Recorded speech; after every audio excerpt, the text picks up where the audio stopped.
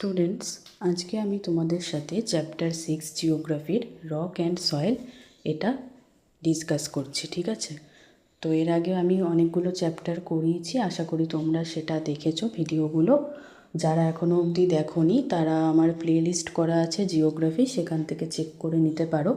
আমি যে শুধু লাইন বাই লাইন এক্সপ্লেন করেছি তা নয়, আমি সঙ্গে সঙ্গে সব ইম্পর্টেন্ট যেরকম কোয়েশ্চেন প্রবাবেল আসতে পারে সেই সাজেশানগুলোও দিয়েছি, আর ওগুলো তোমরা ফলো করতে পারো চাইলে। তো চলো এটা শুরু করা যাক। এই চ্যাপ্টারটা ছোট আছে, এটা একটা ভিডিওতেই অল্প টাইমে হয়ে যাবে, তো তোমরা সবাই ফলো করো। দেখো এখানে প্রথমে কিছুটা গল্প দিয়েছে, এটা তোমরা একটু নিজেরা পড়ে নিও। ঠিক আছে, তো এখানে একটা জিনিস বলেছে যে হোয়াট অ্যাকচুয়ালি আর salt, rock salt, baking soda, alum আর পেন্সিলের লিড। মানে এই যে আমরা যে সল্ট খাচ্ছি, রক সল্ট তোমরা হয়তো নাম শুনেছ, রক সল্ট একটু পিঙ্ক কালারের হয় সেটা, বেকিং সোডা, হ্যাঁ, তারপর হচ্ছে মানে খাওয়ার সোডা যেটা বলে, অ্যালাম মানে হচ্ছে গিয়ে ওই যেটা দাড়ি কাটার পর যেগুলো দেয় বাবারা আমাদের ওই গালে, আর হচ্ছে এমনিতেও যেটা ইউজ করা হয় অনেক কাজে সেটা, আর হচ্ছে গিয়ে পেন্সিল লিড মানে আমরা যে পেন্সিল ইউজ করি সেটার যে টিপটা। এগুলো কি না, এগুলো হচ্ছে মিনারেল। ঠিক আছে, আর হচ্ছে কি দেখো বলেছে stones used while playing pittu or stones laid on railway tracks আর রকস অফ ডিফারেন্ট কাইন্ডস। এই মিনারেলগুলো কোথার থেকে আসে? রক থেকে আসে। তাহলে কি বলেছে? The hard outer shell of the earth, মানে আমাদের যে আর্থ, পৃথিবীর যে বাইরের আউটার যে শেলটা, সেটা কি দিয়ে তৈরি না, রক দিয়ে তৈরি।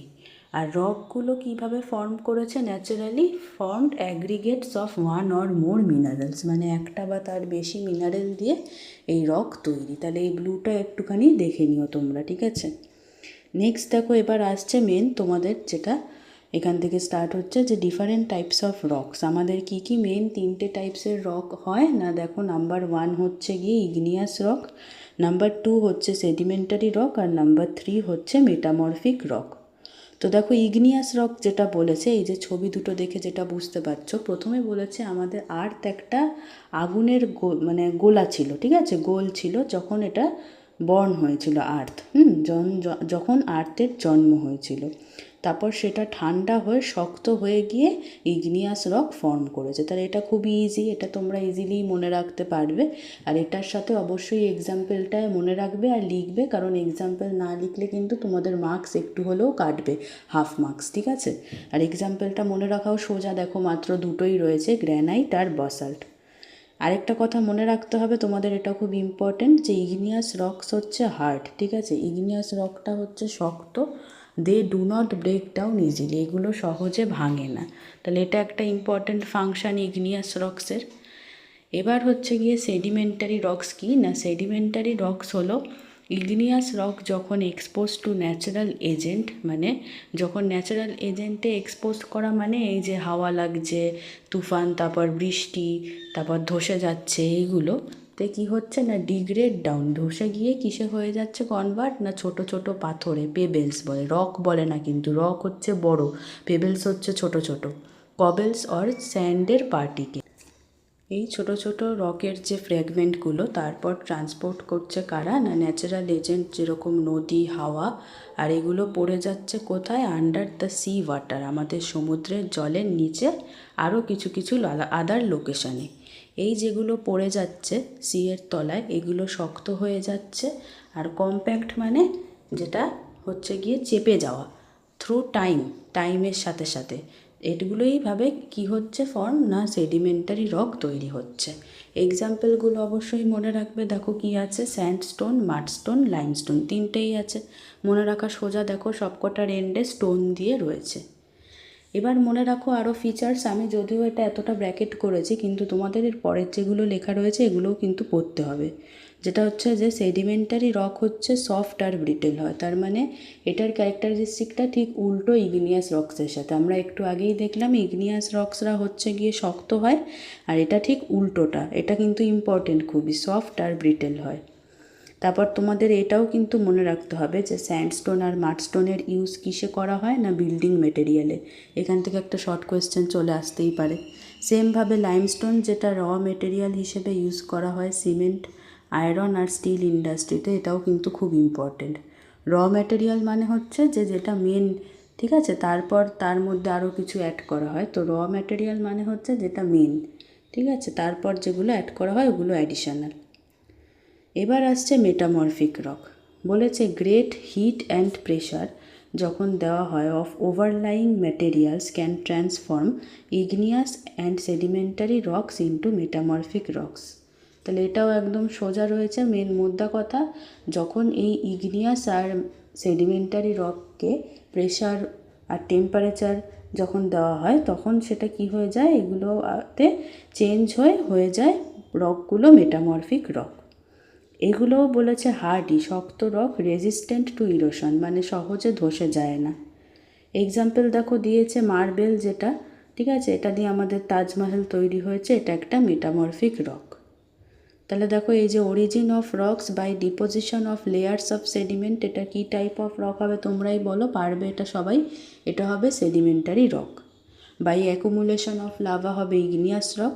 By heat and pressure in the earth's interior হবে হচ্ছে গিয়ে মেটামরফিক রক, ঠিক আছে। তো এটা 3টে পয়েন্টও ভালো করে পড়ে নেবে, কারণ এখান থেকেও তোমরা চাইলে লিখে দিতে পারো যদি কোনো পয়েন্ট ভুলে যাও তোমরা ডেফিনেশনে, স্পেশালি যেহেতু সেডিমেন্টারি রকের ডেফিনেশনটা একটু বড় আছে, আর এগুলোও তোমরা ফিচার্সে লিখে দিতে পারো রকের, ঠিক আছে। তারপর দেখো characteristics of rock, light and brittle হবে কোন রক, একটু আগেই পড়লে sedimentary rock. Hard and resistant to erosion একটু আগেই পড়লাম, কি না মেটামরফিক রক, আর আরেকটা দেয়নি। এবার চলে আসছে সয়েল ফ্রম রক, মানে আমরা পাথর থেকে যে সয়েল পাচ্ছি। তো বলেছে সানের যে হিট থেকে ইম্প্যাক্ট মানে প্রভাব, কিসের, রেন ড্রপস মানে যেটা হচ্ছে বৃষ্টি, হাওয়া, তারপর হচ্ছে নদীর জল, আরও কিছু ন্যাচারাল ফোর্স ব্রেক করে দিচ্ছে আমাদের পাথরকে। কিছু কিছু সময় এই যে ভেঙে যাওয়া টুকরো টুকরোগুলো সেটেল ডাউন মানে পড়ে যায় কোথায়, at the places of their origin, মানে যেখান থেকে শুরু হয়েছে। আবার কিছু কিছু সময় মানে যেখান থেকে ভাঙা শুরু হয়েছে সেগুলোর থেকে সরে গিয়ে অন্য জায়গাতেও ক্যারি অ্যাওয়ে হয়ে যায়। They also keep breaking further down, তারপরও তারা আরও ভেঙে ভেঙে যায়, as they are being transported by wind or water, তারপর ওগুলো ভেঙে আরও কারা নিয়ে যাচ্ছে, জল আর হাওয়া। এই যে কন্টিনিউয়াস ভেঙে যাচ্ছে এগুলোতে কি হচ্ছে, lead to the formation of a layer of degraded soil material, মানে একটা লেয়ার হয়ে যাচ্ছে কিসের না, এই যে ডিগ্রেডেড মানে ভেঙে যাওয়া সয়েলের টুকরোগুলো, এটাকেই বলা হয় রেগুলিত। তাহলে তোমাদের একটা শর্ট নোট চলেই আসতে পারে রেগুলিতের, যেটা খুব ইম্পর্টেন্ট। তো এটা তোমাদের পুরোটা মনে রাখতে হবে, বুঝে বুঝে পড়ো, তাহলে দেখবে একটু মুখস্থ করতে সুবিধা হবে। Soil is derived from regolith by different natural processes. Soil যে রেগুলিত থেকে পাওয়া হয় বিভিন্ন ন্যাচারাল প্রসেসে। তো দেখো বলেছে এটাও একটুখানি দেখে রাখবে যে সয়েল কিভাবে তৈরি হয় না, সয়েলের মধ্যে মেনলি 45% মিনারেল থাকে, এটাও কিন্তু ইম্পর্টেন্ট, ঠিক আছে। 25% জল থাকে, 25% হাওয়া থাকে, আর থাকে 5% কি না, এই যে এই 3টে জিনিস দিয়ে তৈরি। কি মানে 5%-এর মধ্যেও 80% হচ্ছে থাকে dead decomposed part of plant আর অ্যানিমাল বডি, মানে পচে যাওয়া, তারপর হচ্ছে মৃত যে রিমেন্স যেগুলো প্লান্ট আর অ্যানিমাল বডির, সেগুলোর জীব থাকে, মাইক্রো অর্গানিজম, ঠিক, যেগুলো আমরা চোখে দেখতে পারি না, ব্যাকটেরিয়া, ফাঙ্গাস, এগুলো থাকে 10%, আর গাছপালার পাতা, রুট, সেগুলো থাকেও 10%। এটাও কিন্তু পড়ে নেবে, কারণ এটা যদি তোমাদের কোয়েশ্চেন আসে তখন তোমরা এরকমভাবে পাই চার্ট করে না লিখলেও তোমরা এমনি পয়েন্ট ওয়াইজ লিখতে পারো। ধরো লিখলে নাম্বার 1 মিনারেলস ব্র্যাকেটে লিখে দেবে 45%, 2তে লিখবে এয়ার 25%, তারপর 3তে লিখবে ওয়াটার 25%, এরকমভাবে করে লিখবে, ঠিক আছে। এবার আসছে আরেকটা ইম্পর্ট্যান্ট তোমাদের কোয়েশ্চেন, যেটা কি না factors of formation of soil. কি আছে আগে তোমরা মেন পয়েন্টগুলো দেখে নাও। দেখো 1 2 3 4 5 6 7, 7খানা মেন পয়েন্ট রয়েছে। কি rocks, climate, relief, organic matter, time, particles of soil আর লোমি সয়েল, ঠিক আছে। তো দেখো নাম্বার 1 যেটা বলেছে রকস, আমাদের যে এই যে সয়েলের যে ক্যারেক্টারিস্টিক্স, ঠিক আছে, মানে নেচার যেটা, এটা ডিপেন্ড করে কিসের উপরে, নেচার অফ রকের উপরে। যেখান থেকে এটা আসছে, তাই তো? কারণ আমরা একটু আগেই পড়লাম সয়েলটা কোথার থেকে পাচ্ছি, আমরা রকের থেকে পাচ্ছি। তারপর হচ্ছে ক্লাইমেটটা দেখো আমি ব্র্যাকেট করে দিয়েছি, এটুকু এটুকু করে পড়বে। সয়েল ফর্ম কোথায় ফার্স্ট, মানে তাড়াতাড়ি সয়েল কোথায় তৈরি হয় না, যেখানে ক্লাইমেটটা হচ্ছে গরম আর রেনি, যেরকম আমাদের এখানে। আর বেশি টাইম লাগে কোথায় ফর্ম হতে, যেখানে ঠান্ডা আর শুকনো ক্লাইমেট। এটা তোমরা এমনি কমন সেন্সেই বুঝতে পারছো। তো এটা তোমাদের পয়েন্টটা দেখো এমনিই মাথায় রেখে থাকার মতন, তাই তো? মানে রাখার মতনই, অত এটা মানে আলাদা করে মুখস্থ করার মতো নয়, বুঝে বুঝে পড়লে। So ডিপার soil's are generally found কোথায়, যেখানে গরম আর আর্দ্র রিজিয়ান্স, ঠিক আছে? হিউমিড মানে আর্দ্র, যেরকম আমাদের এখানে প্যাচ প্যাচে গরম থাকে, এত বৃষ্টিতে আরও গরম, খালি ঘাম হয়, এটা হচ্ছে হিউমিডিটি। হিউমিড মানে হচ্ছে যে এই যে amount of water vapour present in earth's atmosphere at a particular time, মানে আমাদের হাওয়াতে কতটুকু ওয়াটার ভেপার প্রেজেন্ট রয়েছে পার্টিকুলার একটা নির্দিষ্ট সময়। যেরকম যখন বৃষ্টি পড়ে তখন আমাদের হিউমিডিটিটা অনেক বেড়ে যায়, তাই তো? এবার আসছে দেখো রিলিফ মানে soil is unlikely to form on steep slopes, মানে স্টিপ স্লোপস মানে যেটা কিনা খাড়া যে ঢালো যে জায়গাগুলো, যেরকম ধরো পাহাড়ের গা, যেগুলো উঁচু উঁচু পাহাড়ের গাটা অনেক খাড়া থাকে, সেখানে কি সয়েল ফর্ম হতে পারবে না। কিন্তু যেগুলো জেন্টলার স্লোপস মানে অতটা খাড়া না, মানে হচ্ছে গিয়ে একটু ঢালো টাইপের, সেইগুলোতে কি হবে, ভালোভাবে সয়েল ডেভেলপ হতে পারবে। নেক্সট দেখো আসছে অর্গ্যানিক ম্যাটার, কথাটার থেকেই বুঝতে পারছো এর মধ্যে কি কি পড়ছে। প্লান্ট অ্যানিমাল, সেটা জীবিত হোক বা মৃত হোক, form a very small part of soil, খুব ছোট্ট পার্ট সয়েলের ফর্ম করে, বাট আর ভেরি সিগনিফিকেন্ট, কিন্তু সেটাও খুব ইম্পর্টেন্ট। দেখো তারপর বলছে অ্যান্টস, মোলস, পিঁপড়ে, আর্থওয়ার্মস মানে কেঁচো, সাপ, এগুলো কি করে, মাটিকে লুজ করে, ঠিক আছে, আর ভেতরে হাওয়া আর ওয়াটার ঢুকতে দেয়। তারপর ডেড রিমেন্স অফ অর্গ্যানিজমস, সেগুলো কি করে, নিউট্রিয়েন্ট সাপ্লাই করে সয়েলকে, মানে পচে যাওয়া যে সমস্ত গাছপালার রিমেন্স রয়েছে বা অ্যানিমাল বা মাইক্রো অর্গ্যানিজমসের রিমেন্স রয়েছে, এগুলো আমাদের সয়েলে পুষ্টি যোগায়। তারপর দেখো টাইম বলেছে যে আমাদের কতক্ষণ সময় লাগে সয়েল ফর্ম হতে, না হাজার, এমনকি মাঝে সাঝে মিলিয়নস অফ ইয়ার্সও লাগে।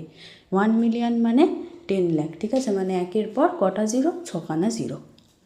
তারপর দেখো বলেছে পার্টিকেল অফ সয়েল মানে সয়েলকে আমরা ভাগ করতে পারি on the basis of size of particle, মানে টুকরো কতটুকু সাইজের, ঠিক আছে, দ্যাট মেনলি কনস্টিটিউট দেম, যেটা ওটার মধ্যে পড়ে। যেরকম হচ্ছে এক্সাম্পল দেখো স্যান্ডি সয়েল, আচ্ছা আমি একটু আগে বলছিলাম তোমাদের 7টা পয়েন্ট, অ্যাকচুয়ালি 6টা আছে, হ্যাঁ আমি লোমি সয়েলটাকে একটা ধরে নিয়েছিলাম, ওটা ভুল করে, ওটা অ্যাকচুয়ালি এখানকারই এক্সাম্পল, মেনলি তোমাদের 6খানা পয়েন্ট, ঠিক আছে। তো দেখো নাম্বার 1 হচ্ছে গিয়ে স্যান্ডি সয়েল, যেটার কিনা মনে রাখবে বালি টাইপের যে সয়েলটা, সেগুলো তোমরা জানো যে একটু পার্টিকেলগুলো দানাগুলো কি হয়, একটু বড় বড় হয়, ভেতরে স্পেস থাকে, তাই জন্যে কী করে না, জল অ্যাবজর্ব করে নেয় অল্প টাইমেই, তাই তো? এটা হচ্ছে নট সুটেড টু এগ্রিকালচার, মানে এটাতে কি এগ্রিকালচার সম্ভব নয়। এটা তোমরা নিজেরাও বুঝতে পারবে, দেখো ডেজার্ট রিজিয়নে আমাদের স্যান্ডি সয়েল বেশি পাওয়া যায়, তাই তো? সেখানে কি ভালো করে কোনো গাছপালা গ্রো করে না, তাহলে এটা এখান থেকে মনে রাখতে হবে। নেক্সট দেখো বলেছে soil with dominant presence of silt and clay, আবার যে সয়েলের সিল্টের পরিমাণ বেশি রয়েছে বা ক্লে মাটির পরিমাণ বেশি রয়েছে, সেটার কি দানাগুলো ছোট ছোট হয়, ফাইনার মানে একদম ছোট ছোট, ঠিক আছে, আর তার মধ্যে তাহলে কি হবে, স্পেসগুলো অনেকটা ছোট ছোট ভেতরে পার্টিকেলের। এরকম সয়েলে কি হয়, ওয়াটার লগিং হয়, মানে জল আটকে থাকে অনেকক্ষণের জন্যে, তাহলে এটা এগ্রিকালচার করতে সুবিধা হয় এরকম সয়েলে, তাই তো? তারপর লাস্ট যে সয়েলটা আছে সেটা হচ্ছে কি সয়েল, না লোমি সয়েল, ঠিক আছে। তাহলে এই যে এর আগে যেটা পড়লাম ওটা কি সয়েল ছিল, ক্লেই সয়েল, আর লাস্ট যেটা রয়েছে এটা হচ্ছে লোমি সয়েল। লোমি সয়েলটা বলেছে ইকুয়াল পোর্শন স্যান্ড আর ক্লে থাকে, মানে যতটা মাটি থাকে ততটাই থাকে হচ্ছে গিয়ে স্যান্ড থাকে। তো এটা বলেছে এটার মধ্যেও ভেরি ওয়েল এরেটেড, মানে হাওয়া ভালোভাবে ঢোকে আর জলও ঢোকে, তাই এই সয়েলটা বলেছে best for suited for cultivation, এটা হচ্ছে কি সবচেয়ে বেস্ট কাল্টিভেশনের জন্য। তাহলে এটাও কিন্তু মনে রাখতে হবে, ঠিক আছে। তো দেখো এখানে বলেছে different characters of different soil. ক্লেইতে পার্টিকেল সাইজটা সবচেয়ে ছোট, স্যান্ডিতে সবচেয়ে বড়, আর লোমিতে medium. Capacity to retain water সবচেয়ে বেশি ক্লেইতে, সবচেয়ে কম স্যান্ডিতে, আর মিডিয়াম হচ্ছে লোমিতে, ঠিক আছে। তারপর দেখো ক্রপসটা এখানে তোমাদের বলেনি, তাই ওটা অতটা লাগবে না, ঠিক আছে। হয়ে গেল তোমাদের চ্যাপ্টারটা এন্ড। লাস্টে দেখো একটা বলেছে soil uses of alluvial soil. Alluvial সয়েলটা যেটা আমাদের সবচেয়ে ফার্টাইল সয়েল, মানে সুটেবল ফর এগ্রিকালচার, সেই সয়েলটা দিয়ে আমরা দেখো আইডল বানাই, পটারি বানাই, ঠিক আছে, হাটস বানাই, ঠিক আছে। এগুলো হচ্ছে গিয়ে ইউজ এগ্রিকালচার। এটা তোমরা এখান থেকে ছবি থেকেই লিখতে পারবে যদি চলেও আসে, আমি তাই একটুখানি লিখে লিখে দিয়েছি তোমাদের বোঝার জন্যে। হয়ে গেল এই চ্যাপ্টারটা শেষ। আশা করি তোমরা সবাই বুঝতে পারলে। চ্যাপ্টারটা ছোট ছিল, আমি সব রকম প্রবাবেল যেরকম কোয়েশ্চেন হয় তোমাদের সাথে আলোচনা করে দিলাম, যাতে তোমাদের পড়তে কোনো প্রবলেম না হয়। এর বাইরে আর কোনো রকম কোয়েশ্চেন আসার সেরকম কোনো চান্স নেই। তো ভালো করে তোমরা সবাই পড়ো, সামনেই পরীক্ষা। আর আমার এই ভিডিওগুলো যদি তোমাদের হেল্প করে থাকে, একটু লাইক করে আমাকে কমেন্ট করে জানিও যে কীরকম লাগছে ক্লাসগুলো, তাহলে আমার খুব খুশি হবে। আর হচ্ছে যে তোমাদের বন্ধুদের সাথেও শেয়ার করো, কারণ দেখো অনেকেই আছো তোমাদের মধ্যে যারা হয়তো টিউশন পড়তে পারো না। আমার একটাই উদ্দেশ্য, তারা যেন এগুলো ভালো করে বুঝে পড়তে পারে, সাবজেক্টটার প্রতি তাদের যেন ভালোবাসা আসে। কারণ অনেকেই না বুঝতে পেরে তখন তাদের রেজাল্টটা ভালো হয় না।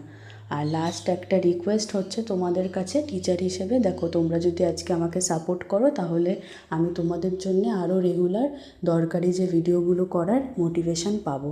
তাই একটু আমাকে সাবস্ক্রাইব করে আমার পাশে থেকো যারা নতুন আমার চ্যানেলে, আর একটু নোটিফিকেশান বেল আইকনটাও ক্লিক করে রেখো, যাতে নতুন ভিডিও করলে সেগুলো সবার আগে তোমাদের কাছে পৌঁছে যায়। তো আজকের মতন এতটুকুই, টাটা, সবাই ভালো থেকো।